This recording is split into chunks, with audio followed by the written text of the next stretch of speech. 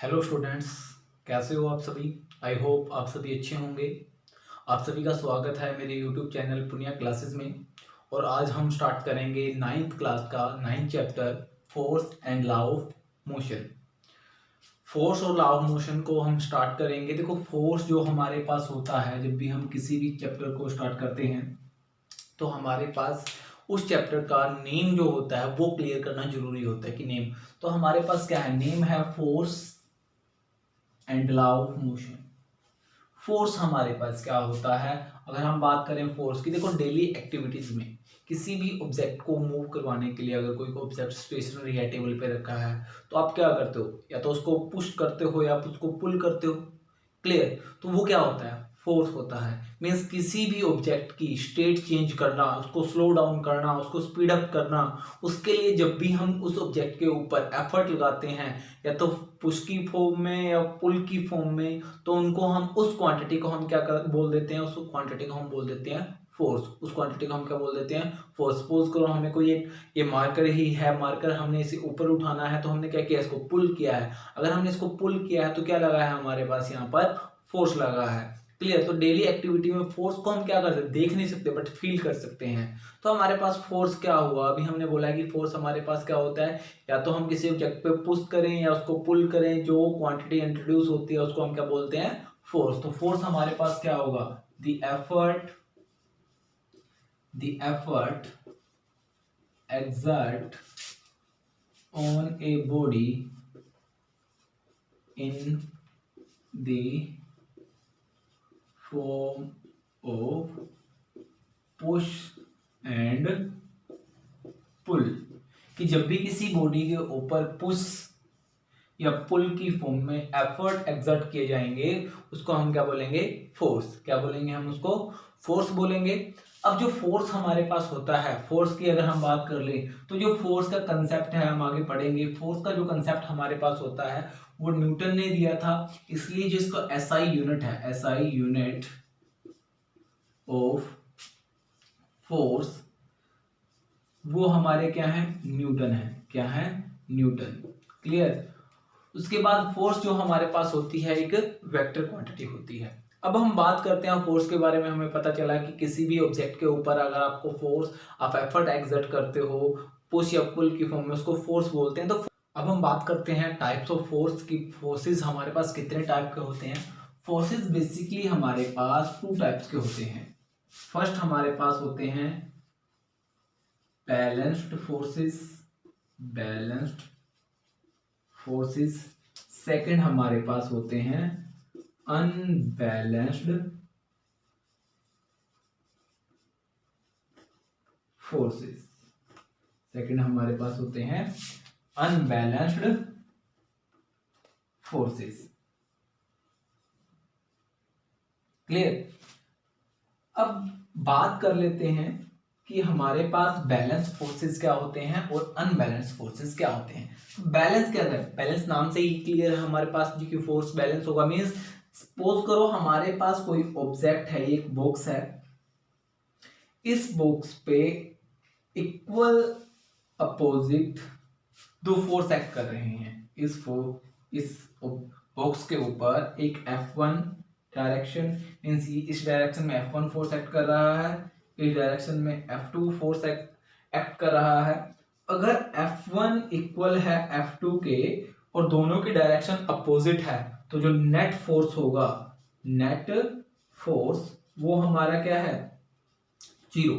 तो ऐसी कंडीशन में जब फोर्सेस अप्लाई होते हैं उसको हम क्या बोलते हैं, balance force. When two forces of equal magnitude acting on a object in opposite direction, then the forces of is called balance forces. Means जब किसी भी ऑब्जेक्ट पर इक्वल मैग्नीट्यूड के अपोजिट डायरेक्शन में दो फोर्सेस एक्ट करते हैं, तो उन दोनों फोर्सेस को हम क्या बोल देते हैं, हमारे पास वो बैलेंस फोर्सेस होते हैं। तो अगर नेट इफेक्ट क्या रहेगा उनका, जीरो रहेगा।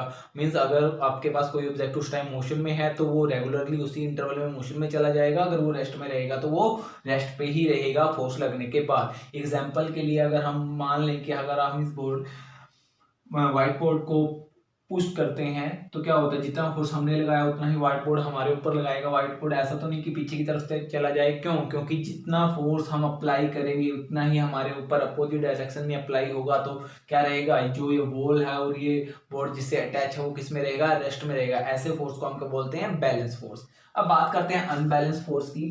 सपोज की है हमारे पास कोई बॉक्स है, उस बॉक्स के इस डायरेक्शन में भी फोर्स है, इस डायरेक्शन में भी फोर्स है। यहाँ पर F2 फोर्स है, यहाँ F1 फोर्स है, मींस अपोजिट डायरेक्शन में दो फोर्स एक्ट कर रहे हैं। और F1 और F2 दोनों आपस में इक्वल नहीं है। मींस अगर वो इक्वल नहीं है, मींस मान के चलो एक बच्चा इसको इधर से खींच रहा है, एक उस साइड से इसको खींच रहा है, तो बॉक्स क्या होगा, जिस डायरेक्शन में आपके पास जिस भी स्टूडेंट का फोर्स ज्यादा होगा बॉक्स उस डायरेक्शन में मूव करेगा। Means when two unequal magnitude forces acting in opposite direction then the object move in the side of greater force is called unbalance force. Means जब भी हमारे पास किसी ऑब्जेक्ट पे दो फोर्स एक्ट करेंगे इक्वल और ऑपोजिट, और एक का मैग्नीट्यूड ज्यादा होगा और ऑब्जेक्ट भी उसी डायरेक्शन में मूव करेगा जिसका मैग्नीट्यूड ज्यादा है, उस फोर्स को हम क्या बोलेंगे, अनबैलेंस फोर्स। क्या बोलेंगे, अनबैलेंस्ड फोर्स। क्लियर हुआ? मींस मान के चलो ये मार्कर है, ये मार्कर हमने क्या किया, ऊपर की तरफ उठा लिया, तो ये क्या कौन सा फोर्स है, अनबैलेंस, क्योंकि ग्रेविटी इसको नीचे खींच रही है, हमने इसको ऊपर उठा के रखा है। जो फोर्स हमने अप्लाई किया है मस्कुलर फोर्स, वो क्या है, ग्रेटर है, किससे, ग्रेविटेशनल फोर्स से, इसलिए हमारे पास क्या है, वो अनबैलेंस फोर्स की कैटेगरी में। क्लियर है? अब हम बात करते हैं फोर्स के बाद कि जो फोर्स का कंसेप्ट है वो कहां से आया। क्लियर? वो उस कंसेप्ट के लिए किस किस की कंट्रीब्यूशन थी। अगर हम बात करें स्टार्टिंग में बिल्कुल, तो उस टाइम एरिस्टोटल के टाइम, अगर हम बात एरिस्टोटल की करें तो एरिस्टोटल ने बोला था अगर कोई मान के चलो ये कोई ऑब्जेक्ट है, इस ऑब्जेक्ट को हम मूव करवाना चाहते हैं तो हमें रेगुलर इंटरवल में इसके ऊपर फोर्स लगाना पड़ेगा। मींस अगर हमने फोर्स लगाना छोड़ दिया तो क्या होगा, ये ऑब्जेक्ट रेस्ट में आ जाएगा। हमने अपनी डेली लाइफ के एक्सपीरियंस में इस चीज को देखते भी हैं कि सपोज करो हमारे पास कोई बुक है, हमने क्या किया, उसको ग्राउंड पे जाके उस पे पुश किया तो वो क्या हुआ, कुछ डिस्टेंस कवर की और रुक गई। तो ऐसा किसने बोला था, एरिस्टोटल ने, कि जब तक आप फोर्स लगाते जाओगे वो ऑब्जेक्ट तब तक आपके पास मोशन में रहेगा, अदरवाइज वो क्या होगा, रेस्ट में आ जाएगा। बट इस जो हमारे पास ये कंसेप्ट था वो टोटली रिजेक्ट कर दिया गया था। टोटली रिजेक्ट जो किया था वो किया था गैलीलियो ने। किसने किया था, वो गैलीलियो ने किया था।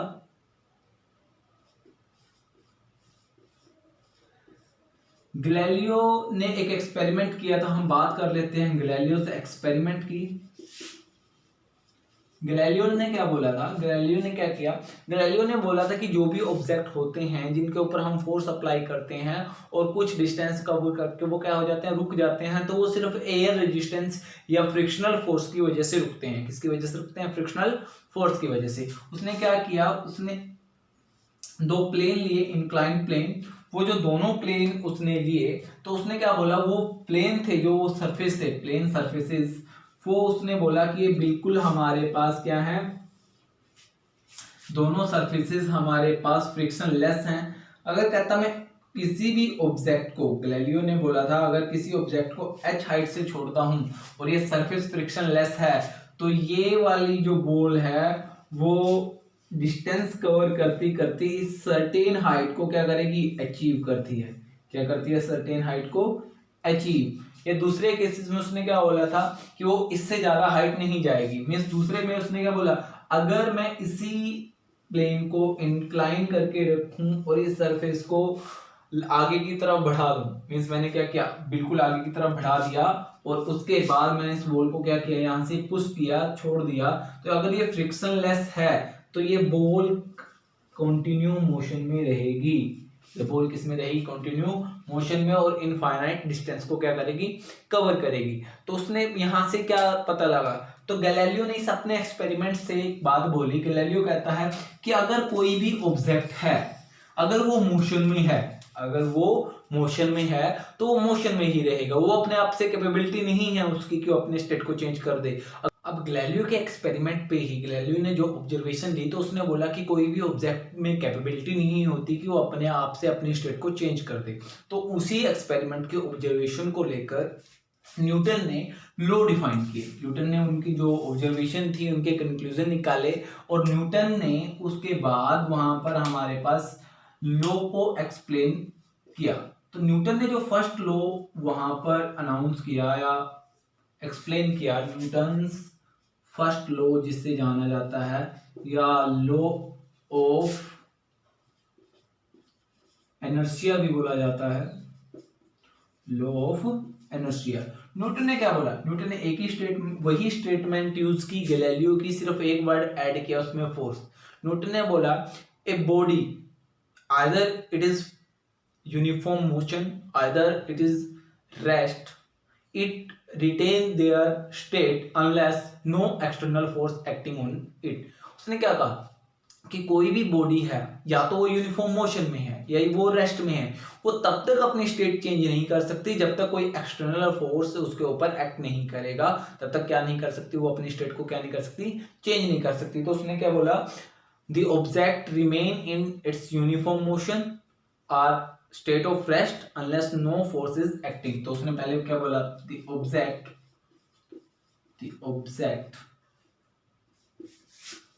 retain their state of uniform motion or rest unless no external force is acting on it। Means जब तक बाहर से कोई फोर्स नहीं लगेगा, ऑब्जेक्ट में कैपेबिलिटी नहीं है कि वो अपनी स्टेट को चेंज करे। क्लियर? ये क्या था, न्यूटन का फर्स्ट लॉ। और वो जो टेंडेंसी थी किसी भी ऑब्जेक्ट की कि वो अपनी स्टेट को चेंज नहीं कर सकता, अगर उसके ऊपर आप फोर्स लगाओगे तो वो उस फोर्स को रजिस्ट करेगा। मीन्स कोई अगर लाइटर चीज है, कोई हल्की सी चीज है, उसको आपको अगर धकेलना हो तो कम फोर्स लगाना पड़ता है, अगर आपके पास हैवी कोई चीज है उसको अगर आपको धकेलना हो तो फोर्स ज्यादा लगाना पड़ता है। तो वो जो किसी सब्सटेंस टू सब्सटेंस एबिलिटी होती है रजिस्ट करने की, वही क्या होती है, इनर्शिया। क्या होती है, इनर्शिया। तभी इसको बोला जाता है लॉ ऑफ इनर्शिया। मींस तो अगर आप बात करो इनर्शिया की, तो इनर्शिया हमारे पास होता क्या है, न्यूटन ने बोला था कि कोई भी ऑब्जेक्ट होगा अपने आप से अपनी स्टेट चेंज नहीं कर सकता। अगर नहीं स्टेट चेंज कर सकता तो कोई ना कोई रजिस्टिव फोर्स होगा जो उसको ऐसा करने नहीं देता। तो वो रजिस्टिव फोर्स कौन होता है, इनर्शिया। तो इनर्शिया हमारे पास क्या होती है, it is a tendency of a object to oppose the state change in the object. कि ये हमारे पास क्या होती है, एक टेंडेंसी होती है। क्या होती है हमारे पास, एक टेंडेंसी जो क्या करती है, टू अपोज करती है any change in the state of a object. कि अगर उसकी कोई भी ऑब्जेक्ट है उसकी स्टेट में चेंज आता है तो उसको क्या करती है, वो रजिस्ट करती है। A tendency which oppose any change in the state of object। Means object की कोई भी स्टेट, अगर वो आपके पास यूनिफॉर्म मोशन में है, क्लियर, अगर आप वो यूनिफॉर्म मोशन में है तो उसको रोकने के लिए आपको आगे से फोर्स लगाना पड़ेगा। अगर वो रेस्ट में है तो उसको चलाने के लिए आपको क्या करना पड़ेगा, फोर्स लगाना पड़ेगा। क्योंकि अगर जब तक आप उसके ऊपर फोर्स नहीं लगाओगे तो क्या करें, अगर आप फोर्स भी लगाओगे, कोई हैवी चीज आपकी तरफ रोल करती हुई आ रही है तो आपको क्या फोर्स लगाकर उसको रजिस्ट करना पड़ेगा। और अगर कोई चीज को आपको हिलाना है, किसी चीज मीन्स सपोज करो हमारे पास ये बॉक्स है, इसको हमें हिलाना है तो हम इस पे क्या करेंगे, थोड़ा सा फोर्स लगाएंगे, मूव नहीं करेगा, थोड़ा सा और फोर्स लगाएंगे, मूव नहीं करेगा। मीन्स जब तक आप ये मूव नहीं करेगा और जो फोर्स हम इस पे अप्लाई करते जाते हैं तो उस फोर्स को क्या करता है, ये रजिस्ट करता है। उसी टेंडेंसी को हम क्या बोलते हैं, इनर्शिया। क्या बोलते हैं, इनर्शिया। और फर्स्ट लॉ ऑफ इनर्शिया भी क्या बोलता है कि a body either it is uniform motion either it is rest, it retain their state unless no external force acting on it। Clear? अब हम बात कर लेते हैं इनर्शिया की। इनर्शिया जो हमारे पास होता है, उसके बाद हमारे पास हमने देखा कि इनर्शिया किसी भी ऑब्जेक्ट की टेंडेंसी होती है जो अपोज करती है किसको, एक्सटर्नल फोर्स को, जो भी एक्सटर्नल फोर्स उसके ऊपर एक्ट करेगा। अब इनर्शिया कितने टाइप का होता है, अगर हम बात करें टाइप्स ऑफ इनर्शिया, जो इनर्शिया हमारे पास बेसिकली 3 टाइप का होता है। पहला होता है inertia of rest, inertia of rest. Second होता है इनर्शिया ऑफ मोशन, और थर्ड होता है inertia of direction, inertia of direction. देखो नाम से ही क्लियर, इनर्शिया क्या थी, इनर्शिया तो एक टेंडेंसी थी जो अपोज करती है उसके ऊपर जब फोर्स लगता है। अगर कोई ऑब्जेक्ट रेस्ट में है, अगर कोई ऑब्जेक्ट रेस्ट में है, उसकी स्टेट चेंज करोगे तब जो वो रेजिस्टेंस ऑफर करेगी, उस इनर्शिया को हम क्या बोलेंगे, इनर्शिया ऑफ रेस्ट। क्या बोलेंगे, इनर्शिया ऑफ रेस्ट। तो हम क्या बोल सकते हैं, it is a tendency of a body to oppose any change of its state of rest. कि जब भी कोई ऑब्जेक्ट रेस्ट में होगा तो उसको, अगर उसकी रेस्ट की स्टेट को आप चेंज कर रहे हो, तो जितना ओपोजिशन वो ऑफर करेगी उसको हम क्या बोल देंगे, उसको हम बोलेंगे inertia of rest. Means the tendency of a body to oppose any change in the state of rest। कि जब ऑब्जेक्ट आपके पास रेस्ट में है, तब अगर उसके रेस्ट पोजीशन को आप चेंज करना चाहते हो तो उसको जो अपोज करेगी उस टेंडेंसी को हम क्या बोलते हैं, इनर्शिया ऑफ रेस्ट। इसके एग्जांपल से हम समझ लेते हैं। सपोज कीजिए हम किसी बस के अंदर हैं और वो बस रुकी हुई है, एकदम से जो आपके पास है ड्राइवर एकदम से बस को स्टार्ट करे तो आप बैकवर्ड डायरेक्शन में गिरते हो। ऐसा क्यों, क्योंकि बैकवर्ड डायरेक्शन में गिरते हो तो इसका ऐसा क्यों होता है, क्योंकि हमारा जो पूरी बॉडी होती है, हमारी पूरी बॉडी किस में होती है, रेस्ट में होती है। क्योंकि स्टार्टिंग में बस किस में थी, रेस्ट में थी। अब देखो जो बस थी वो रेस्ट में थी, हमारी बॉडी जो थी वो भी, हमारी बॉडी किसमें थी, रेस्ट में थी। अब जैसे ही बस पे फोर्स लगा, बस ने मूव किया, मींस बस ऐसे गई, तो जो हमारे फीट थे वो भी मोशन में गए, बट उतने टाइम में जो हमारा अपर पोर्शन था वो क्या करा, इतने टाइम में वो मोशन में नहीं जा पाया, तो उसने उसको रजिस्ट किया, तो वो अपनी पोजीशन रिटेन करना चाहता था, इसलिए कहां गया वो, बैकवर्ड। इसलिए वो कहां गया, बैकवर्ड। तो तभी अगर कोई भी बस सडनली स्टार्ट हो जाती है तो जो पैसेंजर होते हैं वो बैकवर्ड डायरेक्शन में गिरते हैं। क्यों, इनर्शिया ऑफ रेस्ट की वजह से। किसकी वजह से गिरते हैं, इनर्शिया ऑफ रेस्ट। अब हम बात करते हैं inertia of motion. Inertia of motion क्या होता है, सेम यहाँ पर डेफिनेशन रहेगी, tendency of a body to oppose any change, tendency of a body to oppose any change in the state of motion। यहां पर क्या आएगा, state of motion। कि अगर कोई ऑब्जेक्ट मोशन में है तब उसके ऊपर फोर्स अप्लाई करे तो क्या करेगा, उस फोर्स को अपोज करेगा, उसको क्या बोलते हैं हम, inertia of motion. Inertia of motion means, हम बस का ही एग्जांपल लेते हैं। कोई बस के अंदर पैसेंजर हैं और बस रेगुलरली मूव करती जा रही है, सामने से कुछ आया और ड्राइवर ने एकदम से ब्रेक अप्लाई कर दिए। जब ब्रेक अप्लाई करेंगे तो बस में खड़े पैसेंजर कहाँ के आगे, किस तरफ गिरेंगे, फॉरवर्ड, आगे की तरफ गिरेंगे। ऐसा क्यों, ऐसा इसलिए होता है बेटा, देखो जब हमारे पास अगर ये कोई बस के अंदर आप खड़े हो, क्लियर, तो क्या होगा, बस रेगुलरली मूव कर रही है, कंटिन्यू मोशन में है। जब फोर्स अप्लाई होगा, जब ब्रेक अप्लाई हुए तो फोर्स, ये जो आपका बस है वो रुक जाएगी, मींस वो रेस्ट में आएगी। उसके साथ जो आपके फीट अटैच हैं सरफेस से वो भी रेस्ट में आएंगे, बट जो आपका अपर पोर्शन है उस टाइम तक क्या करेगा, रजिस्ट तो करेगा, रेस्ट में तो आएगा, बट क्या करेगा, उतने टाइम में वो वापस नहीं आ पाएगा। तो वो वापस नहीं आएगा, तो कंटिन्यू मोशन में रहेगा, क्योंकि जो रेस्ट उसके ऊपर क्या है, जब फोर्स अप्लाई किया तो वो एक फोर्स लगा, उस फोर्स को रजिस्ट करेगा, तो वो क्या करेगा, फॉरवर्ड डायरेक्शन में गिर जाएगा।